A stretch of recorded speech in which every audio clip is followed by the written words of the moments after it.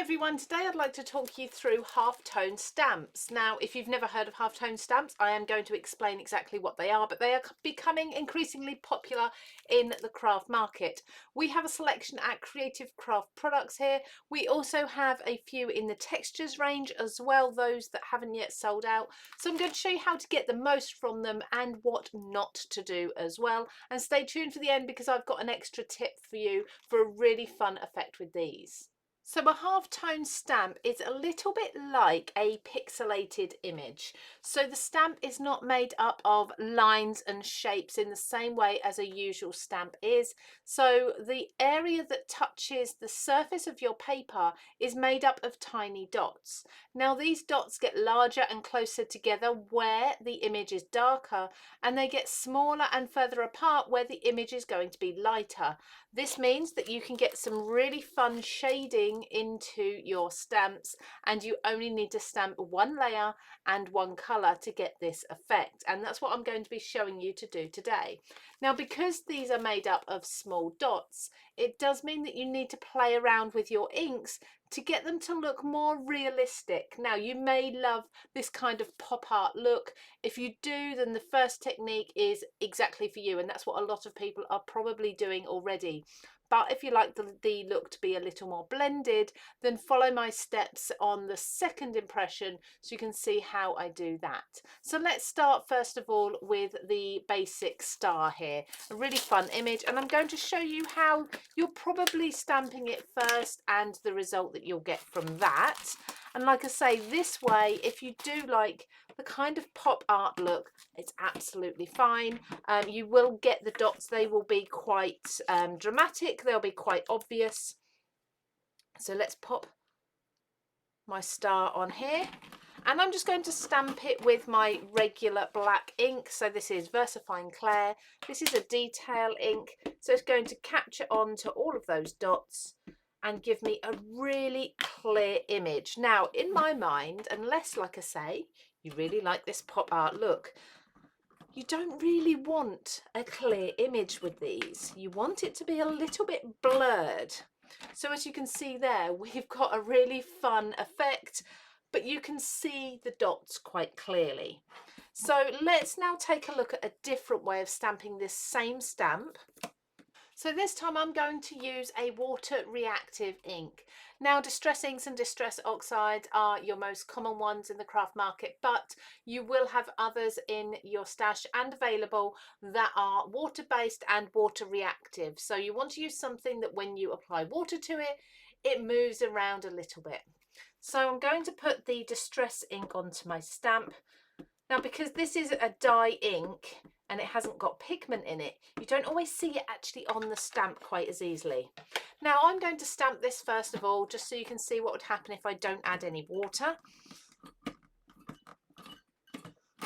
There we go. So again, we can really see those dots, and again, because it's a dye ink, they're actually quite clear and it's a bit blotchy. So what I'm going to do now, just to show you the difference with the water, is apply my ink to my stamp again, just making sure it's covered. Take a water bottle and just lightly spritz this with water and come over and stamp that. And I like to go up and down a few times.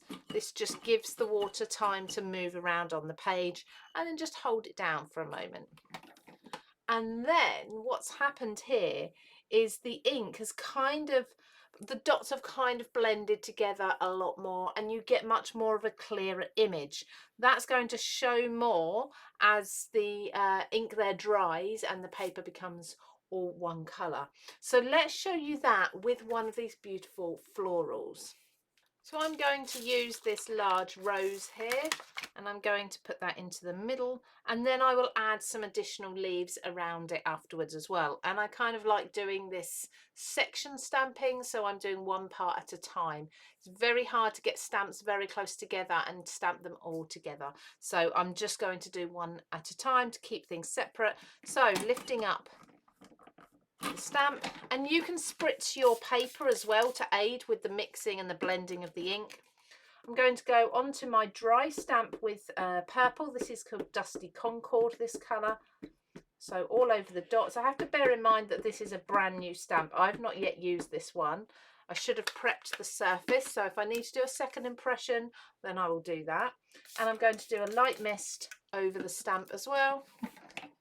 Fold that over and press that down. So as you can see, what's happening there is there's more ink in some areas than others, and as you lift that up, you've still got all of that depth and those lighter areas, which is most important, but it's kind of concealed to certain places. So where the shadows are, you've got the darker areas.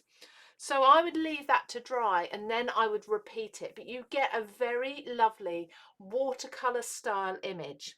So what I'm going to do is, like I say, leave this to dry. I will probably go over it once more, exactly the same, just to deepen and darken the colors where I want it. And you could even do this with a second color, but not necessarily do it all over the stamp if you want to have a bit of a sort of two-tone image. And then I'm going to go on and do the leaves in the same way.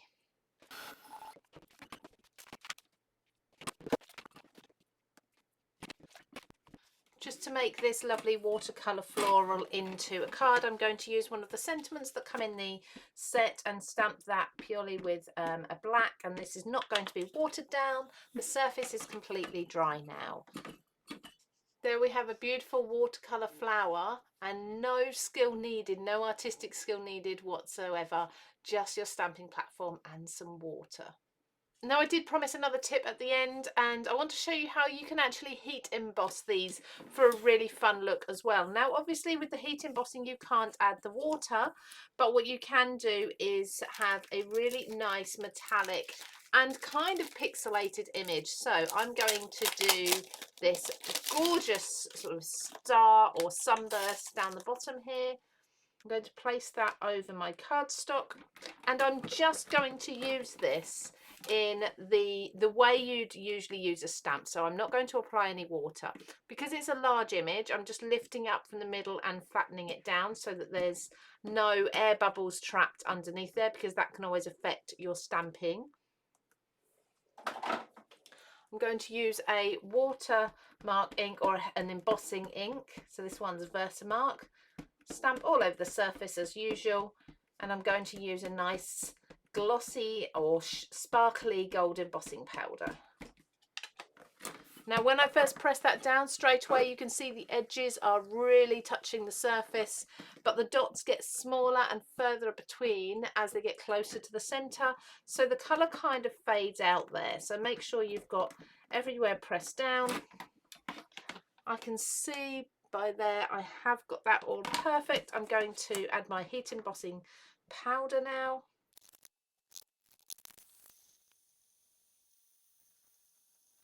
Now when I stamped I missed a tiny bit just there, but as you can see the stamp fades out to nothing in the center.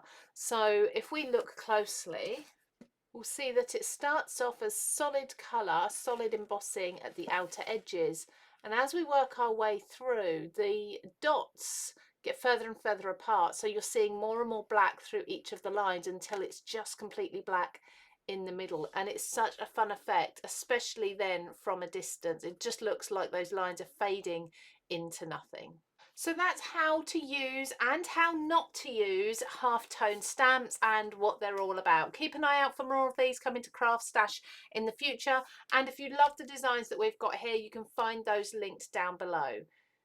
As always, we'd love a subscribe on our channel if you haven't done before, so you can keep up to date with tips and tricks like this. And we think you're also really going to like this video just here. Thank you, everybody. I'll see you again very soon.